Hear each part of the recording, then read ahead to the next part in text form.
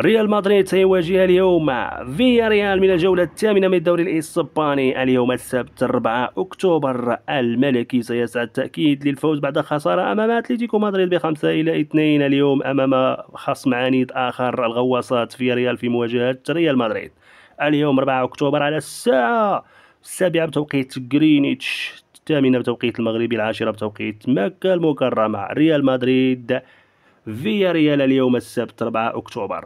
كل التوفيق لعشاق ريال مدريد وفرجة ممتعة في هذه المباراة الحارقة للملكي. سيسعى للانتصار لتعويض خسارة الأسبوع الماضي بخماسية أمام أتلتيكو مدريد.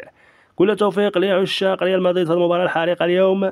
نأكد على التوقيت والموعد: ريال مدريد فيا ريال اليوم 4 أكتوبر على الساعة 7 بتوقيت غرينتش، 8 بتوقيت المغربي، 10 بتوقيت مكة المكرمة.